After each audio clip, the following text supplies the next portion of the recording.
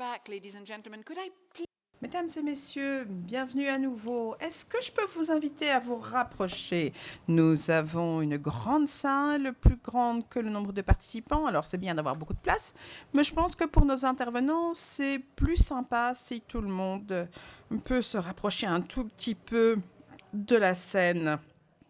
Alors, n'ayez pas peur, veuillez avancer de quelques rangées et rejoignez-nous, non pas sur scène, mais en tout cas pas loin de la scène. Alors, il est maintenant temps d'entrer dans le vif du sujet. Je voudrais vous rappeler que ce qui est dit maintenant dans cette salle reste dans cette salle. Il ne s'agit pas de discussion publique et aucune session demain ne seront publiques, à part quelques panels. Mais en tout cas, tout ce dont nous allons discuter dans tous les panels reste dans ces murs.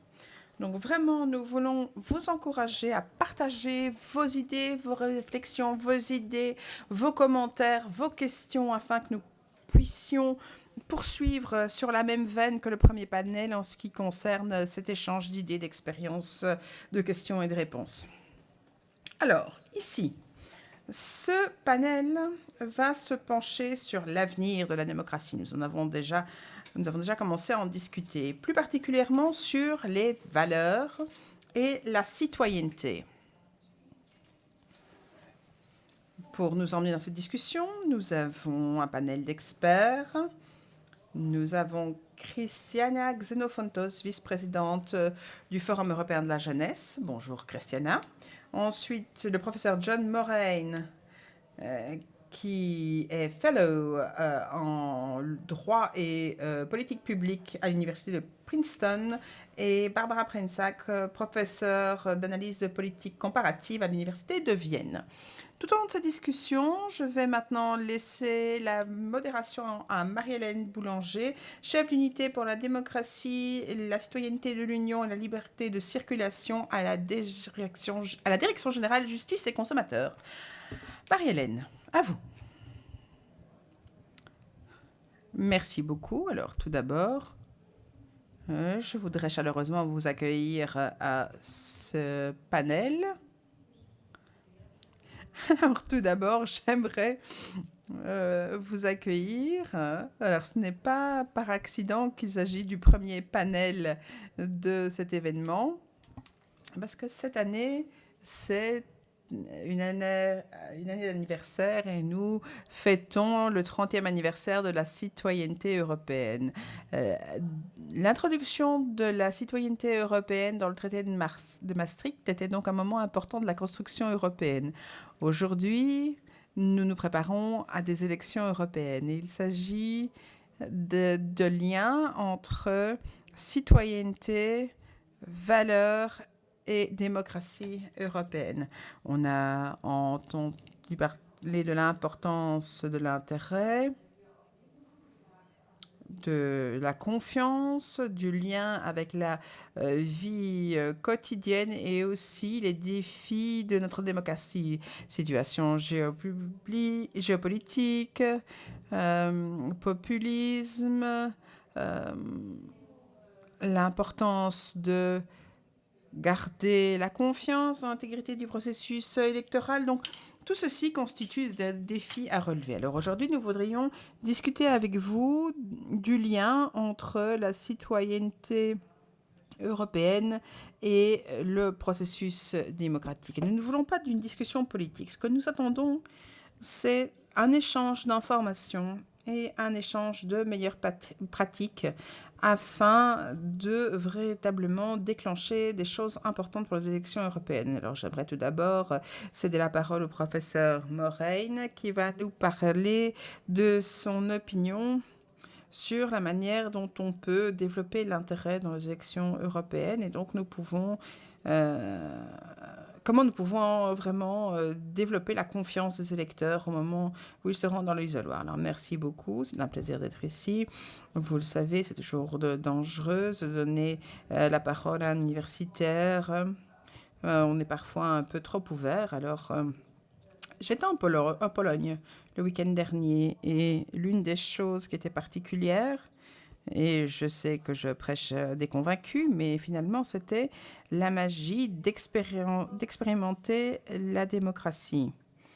On a déjà dit, s'il y a une véritable perspective de non-démocratie, on peut sentir ce qui était en jeu en Pologne. Madame Federica Mogherini l'avait dit, nous devons nous améliorer à améliorer les enjeux de la démocratie et je pense que c'est tout à fait le sujet de notre panel aujourd'hui. Alors, je voudrais mentionner 3 points pratiques. Je suis avocat, mais je suis un ancien diplomate, un ancien fonctionnaire qui travaillait sur les questions de démocratie et d'élection.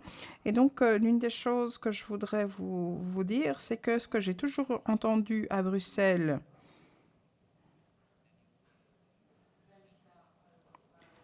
dans tous les panels auxquels j'ai participé, c'est que les élections sont une question nationale. Et donc, je voudrais en fait faire éclater cette bulle à tous les niveaux. Tout d'abord, la démocratie se retrouve à l'article 2 du traité de l'Union européenne. Il s'agit également de dispositions que l'on retrouve dans le traité, à l'article 10 notamment, où tout le système européen est basé sur le concept de démocratie représentative. Il s'agit également d'une communauté de droit. Et il est important de se rendre compte que tout ce sur quoi vous travaillez au quotidien, les élections libres, justes, le concept même d'élection sont des concepts également de l'Union européenne et font partie de la législation européenne.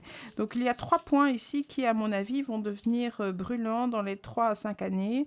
C'est un peu la nouvelle frontière qui pourrait finalement déclencher les questions de citoyenneté. Alors tout d'abord, qu'est-ce que ça signifie d'avoir des élections libres et justes dans un contexte où, au niveau international, on peut voir que dans certains pays, les élections ne sont pas libres et justes. La manière dont ces résultats électoraux peuvent être évalués. Est-il possible, en fait, et il s'agit d'une question théorique ici, peut-on remettre en question des élections qui sont à la fois couvertes par le droit européen et qui ne sont pas libres et équitables. Alors, je sais qu'après les élections au Parlement européen, vous allez tous devoir envoyer la liste des personnes qui ont été élues. Est-ce que cette liste peut être remise en cause ? Parce que les élections peuvent ne pas avoir été libres et justes. Alors, ici, je peux vous dire, parce que nous sommes sur les règles de Chatham House, mais donc il y a des ONG qui travaillent et c'est quelque chose qui va devenir extrêmement brûlant très rapidement. Deuxième point, c'est un document que j'avais écrit il y a 2 ans avec l'ombudsman, le médiateur de la République de Pologne. Et il s'agit en fait de l'aspect de l'équité dans les questions d'élections libres et justes et donc de liberté des médias. Alors, il y a un point assez intuitif. Si vous voulez exercer votre droit actif de vote, vous ne pouvez le faire que si vous avez accès à une pluralité de sources médiatiques. Sinon, vous n'auriez pas un droit important en la matière. L'Union européenne travaille donc sur une législation sur la liberté des médias. Donc, il s'agit également de la base législative, il s'agit d'une approximation d'un marché des médias. Alors, ce que je veux vous dire, c'est que vous pouvez aussi approcher ça d'une autre manière, la nécessité de pluralité des médias. Vous pouvez l'approcher du point de vue de vote actif. Je ne pense pas qu'il y ait beaucoup d'arguments à faire ici. Vous avez besoin de médias pluriels. Dernier point. C'est quelque chose qui n'est pas très connu, qui n'est peut-être pas aussi intuitif et pourtant qui est toujours tout aussi important, notamment pour augmenter la participation aux élections européennes. Il s'agit de bien informer les électeurs. L'article 2, paragraphe 2 du traité de l'Union européenne prévoit que Un parti politique doit exprimer la voix des citoyens européens. Il y a des règles sur les statuts et le financement des partis politiques. Vous ne pouvez vous inscrire qu'en tant que parti politique que si vous prêtez allégeance aux valeurs de l'Union européenne. Alors il s'agit... il y a quelques partis plus extrêmes qui ne sont pas inscrits, mais donc...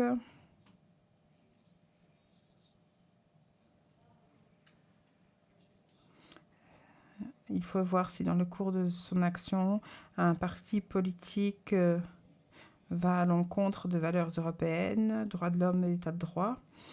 C'est une procédure qui n'a jamais été déclenchée, donc c'est un peu lettre morte. En ce qui concerne la mobilisation des citoyens européens, c'est également extrêmement important de bien communiquer sur le fait que lorsque vous votez pour un parti qui sort finalement de l'ordre démocratique. Et donc, ce vote au Parlement européen peut ne pas être pour un politicien qui reste membre d'un parti politique. Et donc, je crois que les électeurs doivent se rendre compte que s'ils votent, ils doivent voter pour des partis qui ne cherchent pas à saper la démocratie. Ce sont mes 3 points et voilà, c'est ce que je voulais dire. En tant qu'universitaire, je dis parfois des choses un peu controversées, mais je suis disponible évidemment pour la discussion par la suite. Merci. Merci de nous avoir rappelé le lien avec les valeurs du traité, l'importance des médias, de l'équité, de l'information des électeurs. Alors, je voudrais maintenant céder la parole à Madame Xenofontos, vice-présidente du Forum européen de la jeunesse. Nous avons déjà entendu dans la session d'ouverture toute l'importance d'inclure tous les groupes en se concentrant plus particulièrement sur la jeune génération. Que pensez-vous de la participation justement des plus jeunes citoyens? Merci. Alors tout d'abord, je voudrais commencer par vous dire à quel point je suis satisfaite après avoir entendu le panel précédent qui a fait référence à plusieurs reprises aux jeunes et l'importance de les inclure, notamment pour les élections européennes. C'est extrêmement important pour nous, jeunes gens. Alors, il y a toujours un grand intérêt quand on parle du vote de la jeunesse, du vote des jeunes. Et donc, c'est un plaisir pour moi d'être ici avec vous et de représenter le Forum européen de la jeunesse en tant que vice-présidente. Alors... une plateforme qui rassemble des millions de jeunes, que certains d'entre vous connaissent peut-être, cette plateforme. Et donc, je voudrais vous dire comment nous, les jeunes, nous voyons la participation démocratique dans les élections et encore plus, ce qui est encore plus important, après les élections. Parce que la participation, ça va au-delà du processus électoral et c'est quelque chose, évidemment, dont on doit se souvenir aussi. Alors, pour vous donner quelques chiffres, il y avait une augmentation importante en 2019 par rapport aux élections précédentes en 2014. Donc, on avait 12 points de plus d'électeurs entre 25 et 30 ans et 14% de plus pour les moins de 25 ans. La participation des jeunes, pourtant, reste encore plus faible par rapport à la population générale. Il s'agit d'une tendance qui peut être observée au niveau mondial, malheureusement. Plus récemment, et c'est ce qu'on a observé au printemps dernier et à l'hiver dernier, pour les jeunes électeurs, l'intention de voter est moindre que pour les générations plus âgées. Donc, on a un 55% contre 67% selon le baromètre européen. Alors, à cet égard, je dirais le fait que les jeunes sont pas soi-disant politiquement engagés n'est pas juste, ce n'est pas correct, comme cela a d'ailleurs déjà été dit ce matin. Effectivement, les niveaux de militantisme, d'engagement sont très élevés chez les jeunes qui protestent, qui descendent dans la rue, qui s'engagent politiquement. 61% de l'Union européenne, 60% des jeunes dans l'Union européenne sont impliqués de manière ou d'une autre. Et plusieurs millions de jeunes dans le monde font partie d'organisations de jeunes, notamment ce qui nous concerne, c'est le Forum européen de la jeunesse. Et on voit qu'il y a vraiment une participation active chez les jeunes au sein de leur communauté afin d'apporter des changements, de mener le changement.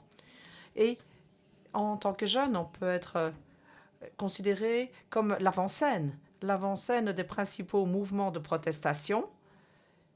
Vous avez entendu parler des vendredis de l'avenir, les Fridays for Future. Eh bien, ce sont les jeunes qui sont à l'origine de cela. Alors, comment est-ce que les politiques peuvent profiter de cela, de récolter les fruits de ce militantisme, de cet activisme chez les jeunes? En fait, il s'agit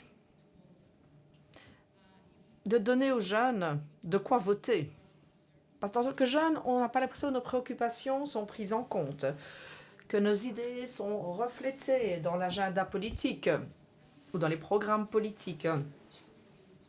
Alors, pourquoi est-ce qu'on devrait se préoccuper d'aller voter si on n'entend pas nos voix?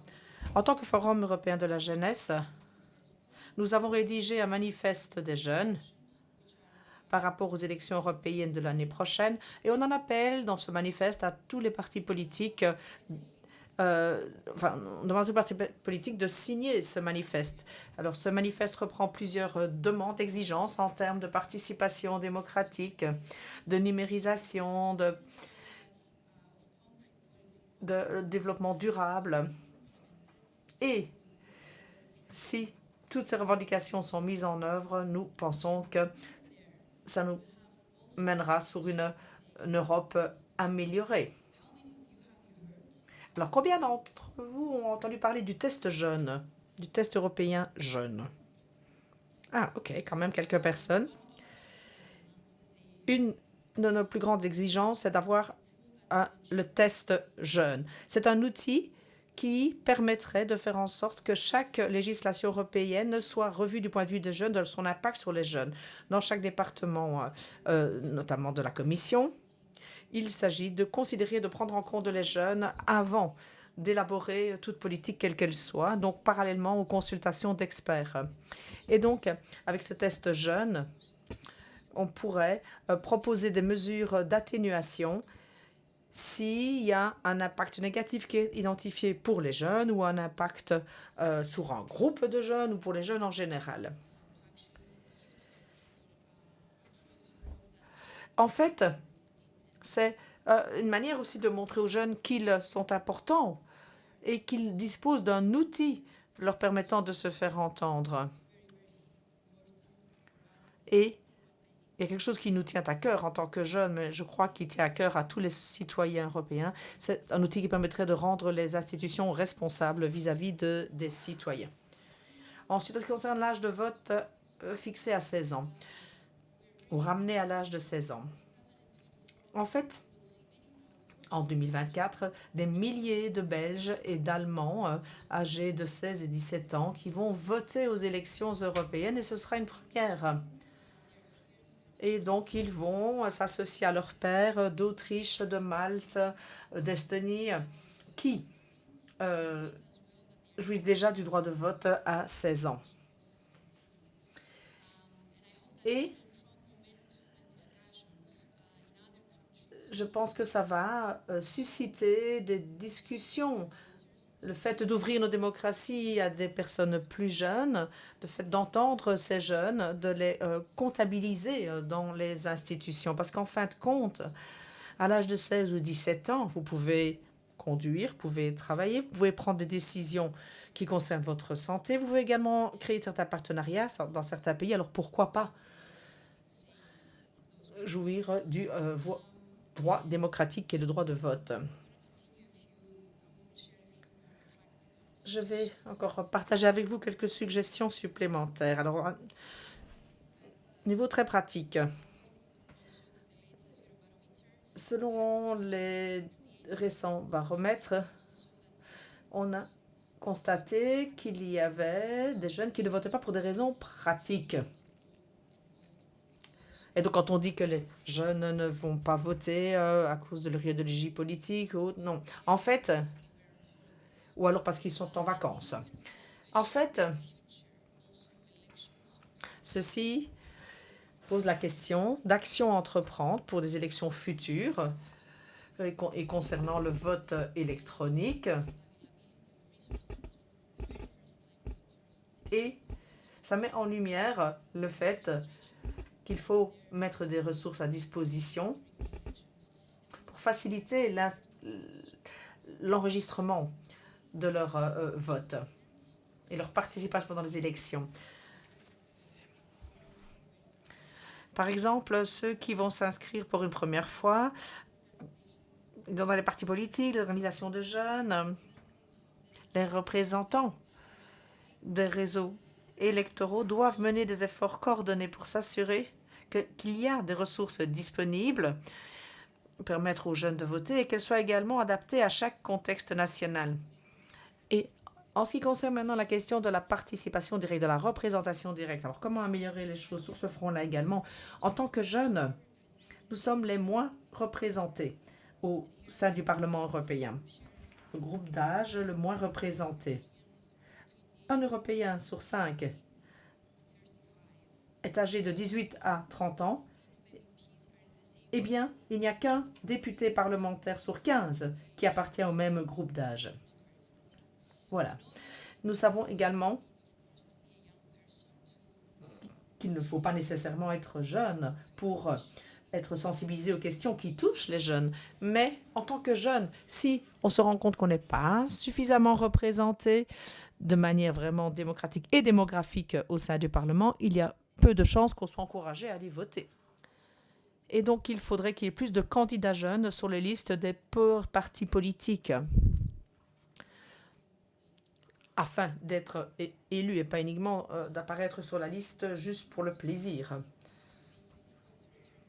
Si on veut accroître la participation des jeunes aux élections, eh bien, voyons ce qu'il en est des hommes politiques. Donc, ils doivent refléter les jeunes dans leur programme. Les jeunes doivent avoir le droit de voter à l'âge de 16 ans. Ils doivent bénéficier d'un appui lorsqu'ils votent pour la première fois et qu'ils votent depuis l'étranger, soit par voie postale ou par voie électronique. Et il faut que les groupes des jeunes soient représentés au sein des gouvernements proportionnellement à la part démographique qu'ils représentent. Et de manière plus générale, il faut donner une priorité aux jeunes dans les mandats politiques. Je suis vraiment contente en fait d'être ici, déjà, pour répondre à vos questions. Et je me réjouis déjà d'une session interactive. Merci beaucoup de partager vos points de vue avec nous. Vous nous avez rappelé que les jeunes veulent s'engager dans la vie politique, mais qu'il faut autonomiser les jeunes pour qu'ils puissent vraiment exprimer leurs préférences. Vous avez également mis l'accent sur la dimension pratique. C'est quelque chose sur lequel nous travaillons, mais c'est effectivement un point très intéressant de nos discussions. Je voudrais maintenant donner la parole aux membres suivants du panel, professeur Preinsack.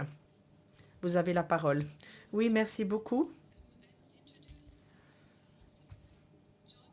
On m'a présenté en fonction de mon titre, de mon emploi.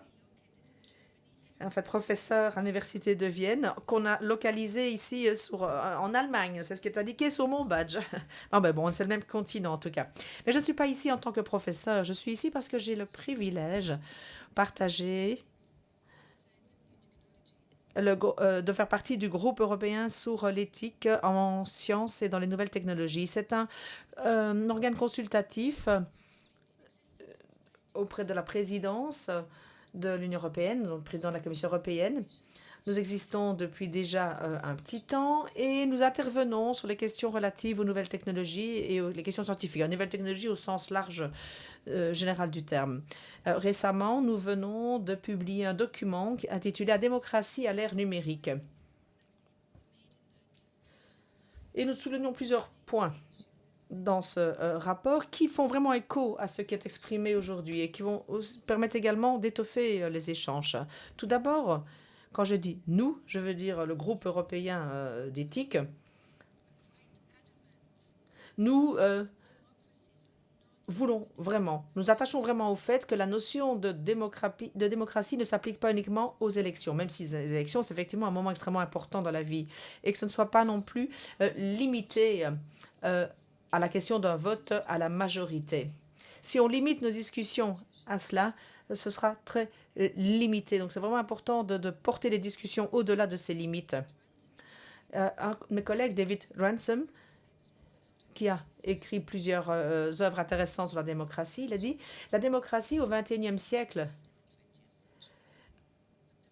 ne va pas mourir, mais le risque, c'est le défi, c'est de garder la confiance dans la démocratie quand celle-ci ne fonctionne plus. » Donc il faut éviter une démocratie fantôme qui n'est plus vraiment ce qu'elle est censée être, avec des institutions précédentes basées sur la démocratie qui sont toujours en place, alors que l'âme de la démocratie a disparu. Nous devons considérer la démocratie comme quelque chose qui comprend vraiment des élections libres et régulières et qui soit sous-tendues par des valeurs fondamentales, des droits fondamentaux.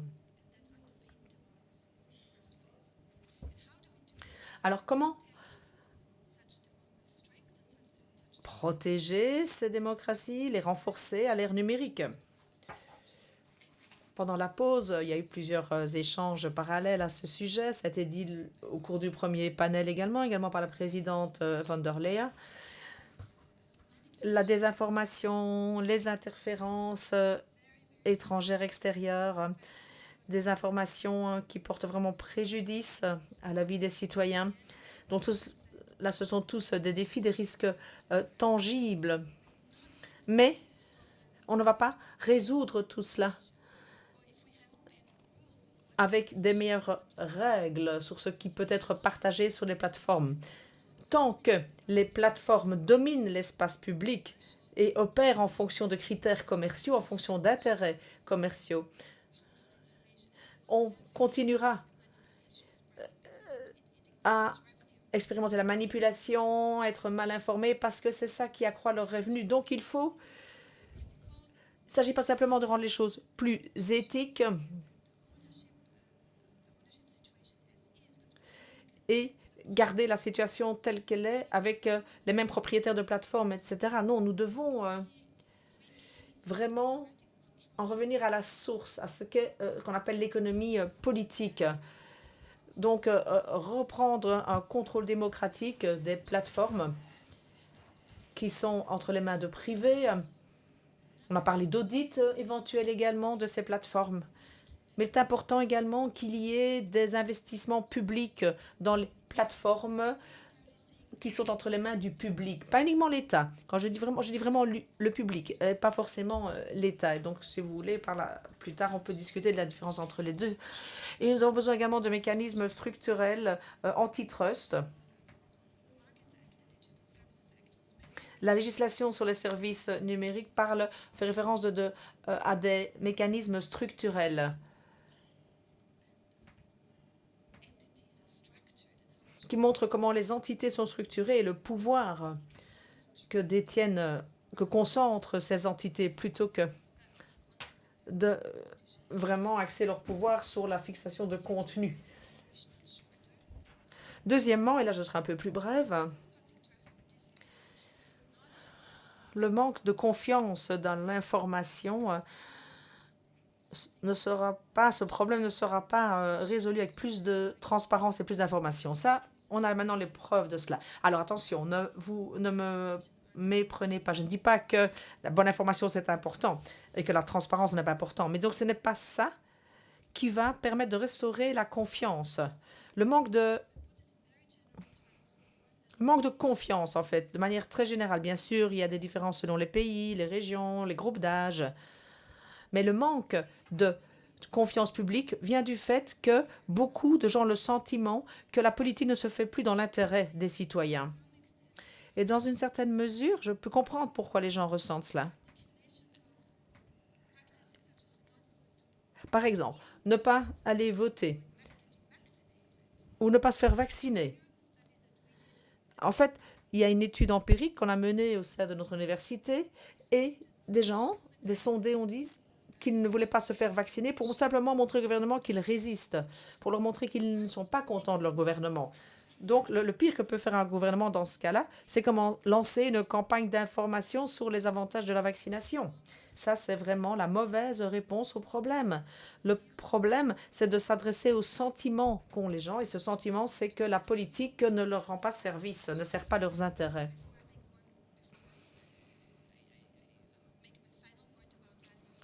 Alors, avant de donner une dernière chose concernant les valeurs, je pense qu'on est face à une crise de la gouvernance plutôt qu'une crise démocratique ou de la démocratie en Europe. Même si certains pourraient dire que dans certains pays, il y a une crise de la démocratie également. Et honnêtement, le mien en ferait partie. Mais de manière générale, je pense qu'il y a une crise de gouvernance. Et ce que Christiana a dit également est tout à fait juste, et ce qu'a dit également le premier panel. Les pratiques des plus jeunes ne sont pas apolitiques, mais elles articulent à la participation politique de manière différente qui n'est pas forcément comprise ou visible par les institutions.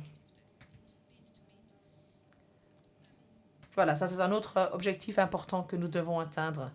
Et puis, pour terminer, il s'agit de représenter les jeunes, mais également les générations futures.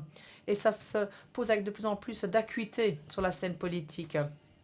Il y a des tentatives qui vont dans ce sens, des outils qui vont dans ce sens. Mais quand on parle de la représentation politique au sens large, pas uniquement en termes d'élection, nous devons vraiment mieux représenter les générations futures, ceux qui ne sont pas encore nés. Et ce n'est pas futile, mais j'ai vraiment l'impression que ce sera là le plus gros changement futur.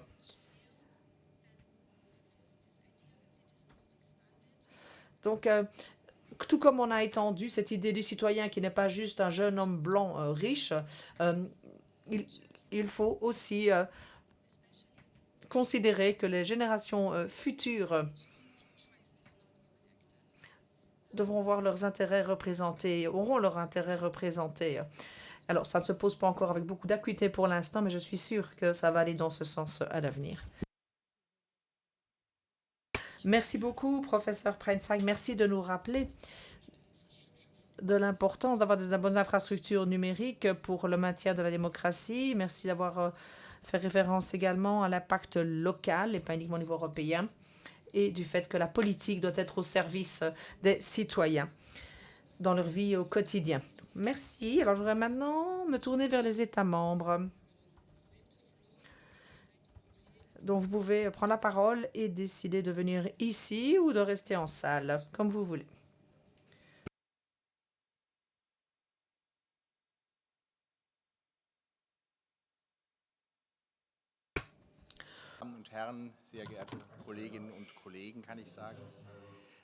Merci beaucoup, mesdames et messieurs, chers collègues. L'Union européenne est une communauté de paix, de liberté, de droits humains, de démocratie et de bien-être. Ce sont là les valeurs qui sous-tendent l'Union européenne et qui constituent la base des traités de l'Union européenne. Et ces valeurs sont considérées comme les meilleurs moyens de protéger, de nous protéger, de protéger les communautés. Dans une conférence comme celle que nous avons aujourd'hui, ou dans les conférences futures, la valeur de la démocratie restera au centre des discussions. La démocratie en tant qu'idée, en tant que concept, met les citoyens à l'avant-scène. Les élections sont une partie constitutionnelle de la démocratie locale et constituent un aspect important de l'identité politique des citoyens. Mais sans élection, il n'est pas possible d'avoir la démocratie. Après la Seconde Guerre mondiale, C'est cette idée qui a amené la paix pour les décennies suivantes. Et ce n'est qu'en suivant cette voie que l'on peut maintenir la paix en Europe, en respectant toutes les valeurs qui sont importantes pour l'Europe, les droits fondamentaux, humains, l'état de droit. Mais nous ne pouvons pas nous reposer sur nos lauriers. Force est de constater que ces valeurs sont mises en péril. La guerre menée par la Russie contre l'Ukraine, la crise climatique, la pandémie de Covid, les questions d'immigration. Certains pays sont confrontés à des situations difficiles. En fait, les résultats, les acquis nationalistes n'ont jamais mené à quoi que ce soit de bon par le passé. Et nos citoyens sont souvent noyés dans ces multicrises c'est ce que certains utilisent, alimentent les peurs des citoyens. Et ce qui fait que les citoyens ont de moins en moins d'influence sur les décisions politiques. Et donc, c'est vraiment la question centrale que nous devons nous poser. La question opérationnelle.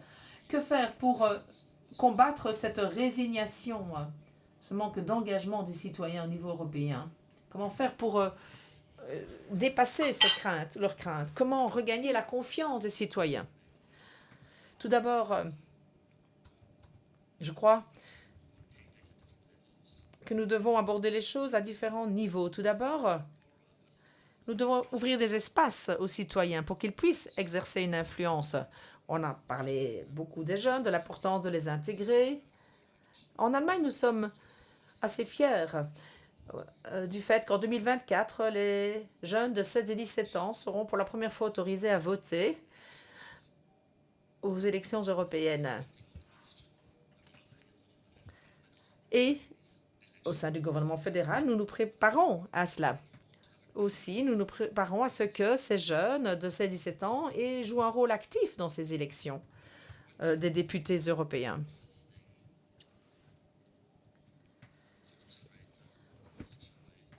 Et donc, il est important de les intégrer de manière à ce qu'ils aient vraiment la possibilité de jouer un rôle actif.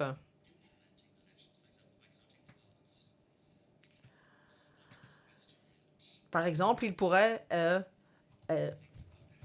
comptabiliser les voix. Donc, c'est important de les impliquer également dans le processus électoral proprement dit et pas juste les autoriser à voter, mais qu'ils pourraient faire partie des équipes qui comptabilisent les résultats.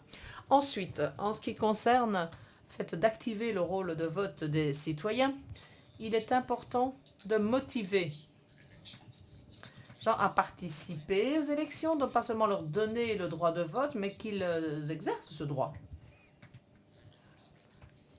Alors, dans les campagnes publiques que nous préparons pour les mois à venir, il s'agira de se rapprocher des citoyens et de se rapprocher d'eux par les médias qu'ils utilisent le plus. Donc, nous devons communiquer dans les médias de manière à ce qu'on se rapproche des citoyens. Ça implique aussi qu'on doit répéter nos messages autant de fois que nécessaire. L'autre point qui a déjà été mentionné, mais qui est très important, si on veut vraiment regagner la confiance des citoyens, restaurer cette confiance, alors il est absolument déterminant de montrer que l'Union européenne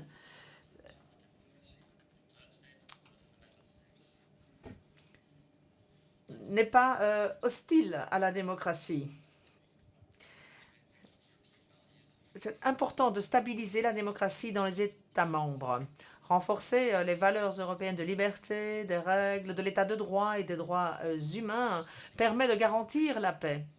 Et c'est absolument ce à quoi, bien sûr, nous devons œuvrer. Effectivement, ces valeurs démocratiques sont essentielles par rapport à la paix, au maintien de la paix, et pour également encourager les jeunes à voter. Je vais maintenant demander au représentant slovène de s'exprimer.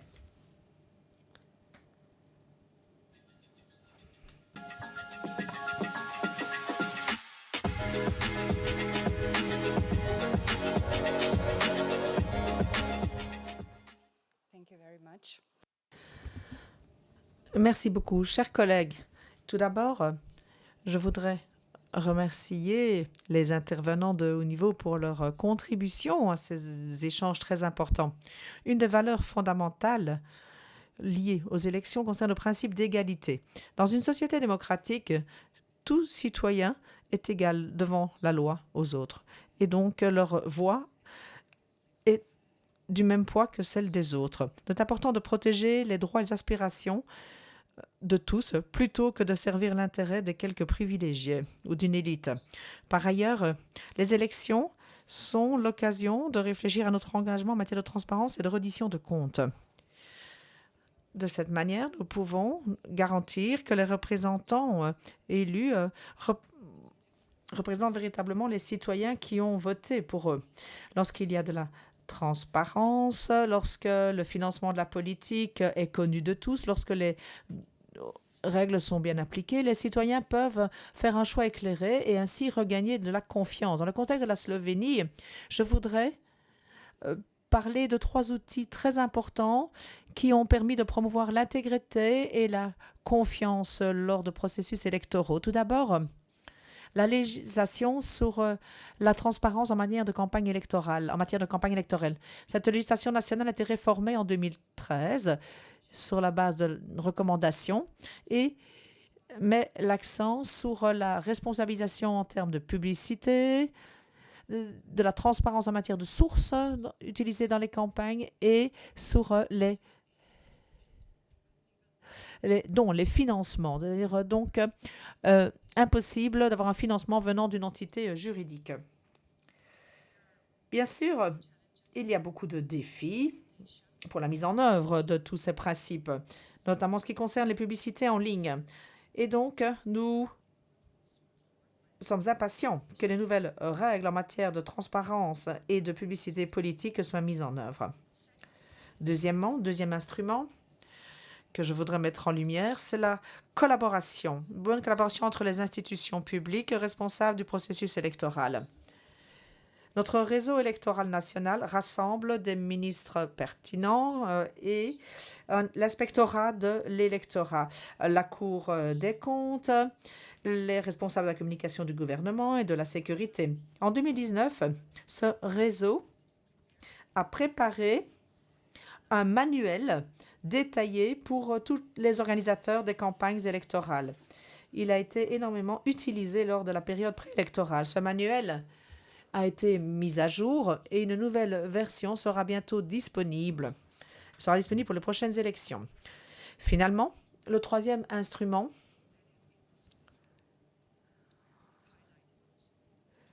qui a également été mis en lumière ici concerne la promotion de la participation démocratique. Nous mettons l'accent sur le rôle indispensable que joue la société civile à cet égard, de même que les jeunes. Lors des élections parlementaires de Slovénie l'année dernière, la société civile s'est montrée très active. Plusieurs ONG dont l'objectif principal était non pas d'appuyer certains candidats ou des partis politiques, mais plutôt d'encourager le vote, d'encourager l'exercice du droit de vote. Donc, convaincre les électeurs d'aller voter et de prendre des décisions éclairées. Bien sûr, il faut garantir une accessibilité. De manière générale, il y a un bureau de vote pour 600 électeurs. Et nous voulions rapprocher encore les élections des électeurs. Au sein du ministère de l'administration publique, nous proposons des méthodes alternatives de vote, soit un vote préalable pendant les jours œuvrés avant le dimanche de vote, avoir des bureaux de vote proches du domicile des gens, le vote postal électronique. Notre objectif était vraiment d'accroître la participation, notamment des jeunes. Et ces différentes méthodes ont été bien partagées et beaucoup d'électeurs ont utilisé ces différentes possibilités. Donc, ça a montré qu'il y a eu donc une plus grande participation. Ça montre que les électeurs veulent une certaine flexibilité lorsqu'ils exercent leur droit de vote, notamment les jeunes. D'autres mesures ont été mises en œuvre afin de promouvoir la participation des personnes ayant un handicap ou pour respecter des quotas de genre également, afin qu'il y ait une représentation égale au sein du Parlement européen, que le Parlement européen représente ces différents groupes. Alors, je conclurai en disant qu'à l'ère des médias en ligne, des plateformes sociales, des cybermenaces, les défis qui se posent en matière d'élection sont énormes. Pour garantir l'avenir de la démocratie, nous devons investir dans l'éducation, alimenter la pluralité médiatique. Nous voulons des citoyens qui comprennent bien la valeur du vote et qui reconnaissent à quel point il est important de participer au processus démocratique. Merci. Merci d'avoir partagé vos idées pour mettre en œuvre des élections libres, justes et résilientes, notamment ce point d'établissement de réseaux nationaux, parce que c'est quelque chose qui est vraiment bienvenu, comme la commissaire l'a dit, c'est vraiment ainsi que nous devons avancer. Alors, il nous reste encore un petit peu de temps, rien moins que 15 minutes. Et donc, je voudrais vous demander si vous avez des questions à poser à nos intervenants, mais aussi aux États membres qui souhaitent donc intervenir sur ce sujet.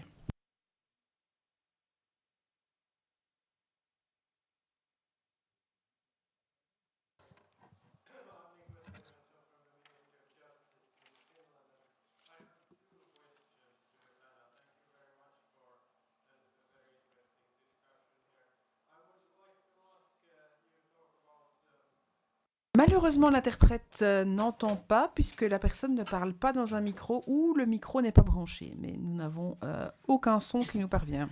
Ah, voilà qui est mieux.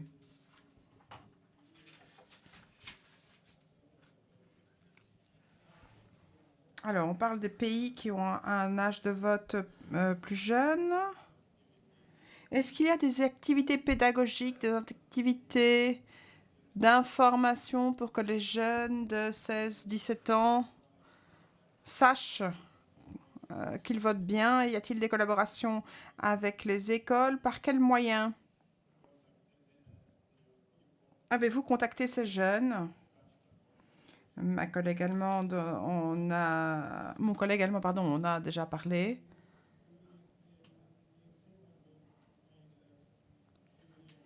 En Finlande, il y a quelques années, nous avons fait une étude assez complète sur les élections et on s'est dit que, enfin, le vote électronique, pardon, et donc introduire le vote électronique posait plus de risques que d'avantages. Parce que si le système de vote est manipulé ou si quelqu'un le prétend, il est très difficile pour une personne lambda de discerner le vrai du faux. Et du coup, une certaine méfiance peut s'installer envers les élections. Deuxième chose qu'on a pu voir au cours de cette enquête, et peut-être que là sera ma question, parce que je peux me tromper, y a-t-il des preuves empiriques, par exemple en Estonie ou d'autres pays, où les gens ont eu la possibilité de voter de façon électronique depuis l'étranger? Ça n'a pas augmenté la participation des jeunes de façon significative, modeste peut-être, mais pas significative. Donc c'est pas forcément une solution pour dont on pourrait tirer en fait de grands avantages. Voilà, ce sera ma question. Alors, est-ce que je voyais que quelqu'un d'autre levait la main? Donc, je vais d'abord prendre les différentes interventions et puis les transmettre aux membres du Tallinn. Donc, il nous reste que 10 minutes, donc soyez brefs. Oui, donc je m'appelle Siliane Voranova, je suis présidente. Alors, merci pour ce panel super intéressant. Alors, j'ai eu à poser la question suite à la phrase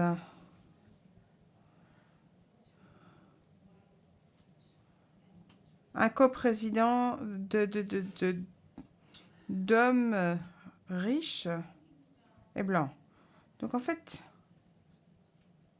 quelle est l'importance du vote des jeunes? Et merci beaucoup, Christiana, en tout cas, d'avoir partagé votre expérience. Donc, en fait, j'ai une question à vous poser. Est-ce que le Forum européen de la jeunesse a-t-il de bons modèles qui se concentrent sur la formation des jeunes filles pour qu'elles deviennent la prochaine génération à être impliquée dans la vie politique à l'avenir ou maintenant? Parce qu'effectivement, la jeunesse européenne n'est pas représentée dans la politique européenne. Mais les plus sous-représentées sont les filles européennes, les jeunes filles européennes qui sont vraiment en dehors du système, particulièrement les jeunes filles issues de minorités. Voilà, ce sera ma question. Eh bien, merci beaucoup. Je vois encore une demande de parole, ici et une là-bas. Et puis, je donnerai la possibilité à nos intervenants de répondre à vos questions particulièrement intéressantes. Merci beaucoup, Giacomo Lafarella. Je viens des régulateurs italiens et donc président du groupe européen des régulateurs. Donc, je voudrais faire une objection tout à fait très polie au professeur Preisack. Je comprends ce que vous avez dit. Il y a une contradiction dans l'idée de plateforme qui vise à améliorer l'engagement. Pour améliorer l'engagement, il faut polariser et favoriser des contenus qui favorisent l'engagement. Alors, je comprends aussi ce que vous dites quand vous dites que il y a une question plus générale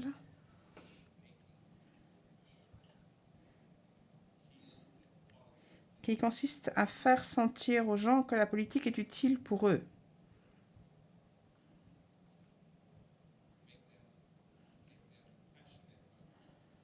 Et qui puissent faire en sorte qu'ils se passionnent pour la politique.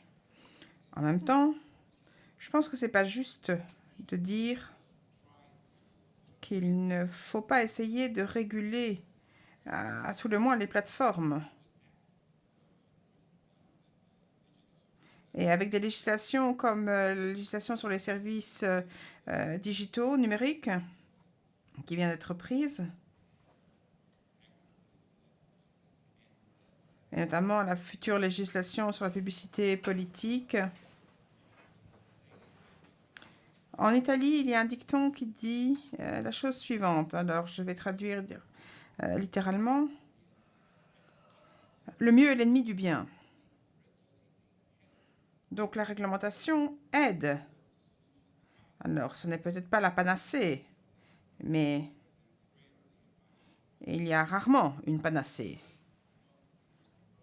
La démocratie, c'est un processus. Et donc, il faut continuer sans forcément pouvoir résoudre toutes les questions. Et merci beaucoup. Alors, je vois qu'il n'y a plus de questions brûlantes, ce qui est bien puisque nous n'avons plus beaucoup de temps. Je voudrais maintenant céder la parole aux membres du panel. Donc, je vous invite à répondre. Et si les États membres qui ont des contributeurs particuliers pour cette session, n'hésitez pas à intervenir également.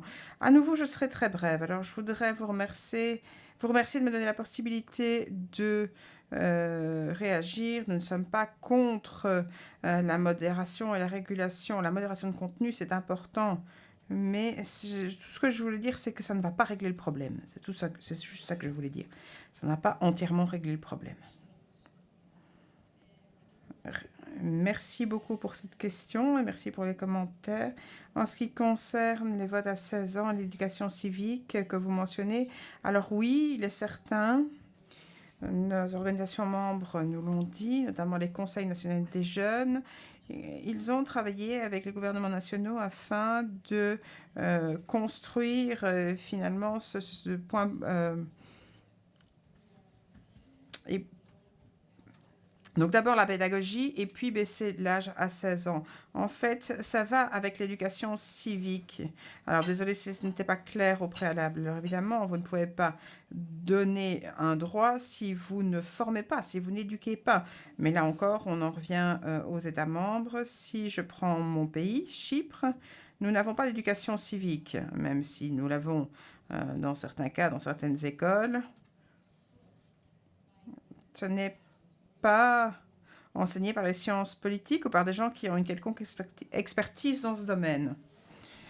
Donc, il y a beaucoup de travail qui continue dans la société civile et dans les ONG des jeunes, particulièrement tout ce qui est éducation non formelle, et ils font de leur mieux pour éduquer à l'éducation civique avec les faibles moyens dont ils disposent. Ceci reflète également nos gouvernements, nos États membres et ce que nous voulons faire. Et ce que nous voulons atteindre quand on vise à baisser l'âge de vote. Les pays que j'ai mentionnés également précédemment, comme l'Autriche, ils font tout un parcours, en fait, avant d'avoir l'âge. Alors, pour le vote électronique, je partage vos préoccupations, mais notre responsabilité en tant qu'individu et en tant que collectivité, que société, c'est de rendre notre société plus inclusive et permettre une participation démocratique plus inclusive. Je voudrais dire ici qu'il ne faut pas prendre comme acquis que tous les jeunes sont nés avec un écran au bout des doigts. Beaucoup de jeunes, effectivement, utilisent la technologie de façon fluide et s'ils ont la possibilité de voter de façon électronique, ils vont le faire. Non, ça, c'est pas vrai. Il y a aussi une responsabilité des États membres ici pour former, finalement, de faire cette formation au digital. Et donc, ça va au-delà de l'âge, ça va aussi à tous les différents groupes d'âge. Donc, en fait, c'est un outil qui peut étendre ce que l'on signifie ce que l'on veut dire, par participation démocratique, mais évidemment, tout ceci dépend toujours de la formation et de la pédagogie qu'on y accorde. Alors, merci beaucoup.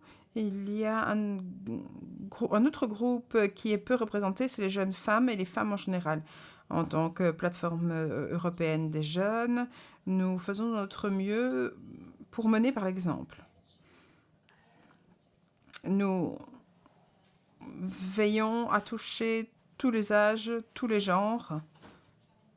Vous n'avez peut-être pas vu mon t-shirt, c'est Be Seen, Be Heard, être vu, être entendu. C'est la première fois en fait que l'on collabore avec le UN Youth Voice Office et en fait ceci pour atteindre le droit de vote à 16 ans. Et donc au-delà de cela, nous avons d'autres activités, d'autres projets qui sont en cours déjà depuis de nombreuses années maintenant. Il s'agit de faire entendre les voix d'acteurs qui sont parfois une épine dans le pied des gouvernements, le secteur de la jeunesse notamment. Et ces dernières années, malheureusement, on a pu voir que cet espace civique qui rétrécit affecte particulièrement les organisations de la jeunesse. Donc pour répondre à votre question, qui est des plus complexes, il n'y a pas une réponse parfaite, mais en tout cas, nous ici, nous représentons les organisations des jeunes du continent et au-delà. Nous essayons non seulement d'inclure nos membres et nos organisations membres, mais nous sommes encore ouverts aux jeunes qui ne veulent faire partie d'aucune organisation. Parce que bien souvent, on dit qu'on fait toujours référence aux usual suspects, aux suspects habituels, pas du tout. On voit nos membres, on leur fait face, et pour nous, c'est des multiplicateurs de notre travail. Tout en même temps, on respecte le fait qu'il y a des individus qui choisissent de ne pas faire partie d'organisations de jeunes ou de la jeunesse, mais qui ont néanmoins un espace sûr pour participer, pour être inspiré et pourquoi pas pour devenir leader à un moment ou à un autre, que ce soit au niveau national ou européen. Je vous remercie. Thank you very much, Professor Moraine. Merci beaucoup, professeur Moraine. Merci. Alors, je vais peut-être aussi rebondir sur le rôle des jeunes femmes. Je mène un projet qui est fait par 4 étudiantes sur l'état de droit. Et donc, je voudrais que les étudiantes se forment les uns les autres par rapport aux valeurs de la démocratie. Pour moi, c'est très important de se rendre compte à quel point les femmes sont très politiques. Et le défi avec les élections européennes à venir, il faut savoir, il est très difficile de savoir que le fait de poser un vote peut vraiment avoir une influence. Donc, je travaille sur un projet qui s'appelle Se battre pour l'état de droit. Et donc, ce projet vise à éduquer les gens qui votent pour la première fois, à les convaincre en fait de se lever, d'aller voter. Ce qui est assez difficile avec les élections du Parlement européen, c'est que généralement tout est organisé au niveau national. La plupart des campagnes également sont en parallèle aux élections nationales. Donc ça, c'est déjà un problème en tant que tel. Donc on essaye donc de former 150 jeunes qui vont voter pour la première fois afin de les équiper au mieux et de permettre à d'autres de sortir du bois. Et donc, si vous me permettez 30 secondes de plus, il y a 4-5 ans, j'ai mené un projet qui s'appelait Vote for Values, voter pour vos valeurs. Donc, comment vous pouvez vous assurer que la personne pour laquelle vous votez et que vous élisez au niveau national ne fricote pas avec les pommes pourries du Parlement européen. Donc, la plupart des partis politiques aux Pays-Bas ont un engagement de ne pas soutenir des autocrates. Alors, j'ai également eu un coup de téléphone d'un parti, un grand parti politique néerlandais, qui m'a demandé de publier un corrigenda parce qu'il ne pensait pas que telle personne faisait partie de tel parti politique qui était également impliqué sur une action de sape de la démocratie chez eux. Donc, c'est ce que j'essaye de faire. Voilà, j'essaye d'aider les jeunes femmes à en savoir plus et à pouvoir poser les bonnes questions au bon moment. Merci beaucoup. Je voulais demander à l'Allemagne et à la Slovénie si ils veulent ajouter un mot avant de clôturer. Alors, un micro d'abord.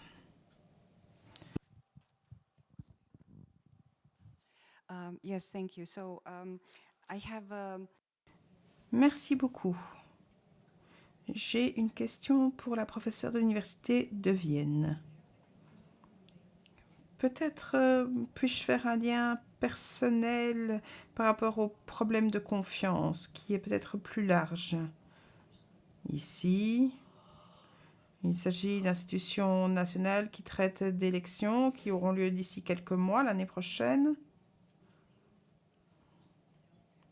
Ce sont peut-être des choses qui pourraient être mieux traitées avec les partis politiques, mais en tant qu'institution, est-ce que vous pourriez suggérer des mesures ou des choses que l'on pourrait faire dans notre arrangement pour essayer de renforcer la confiance du citoyen.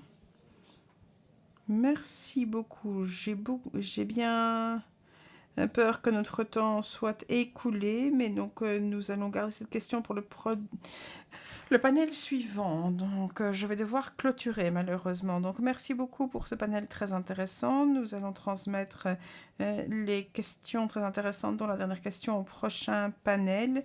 Et je déclare notre session close. Merci. Thank you very much, Marie-Hélène.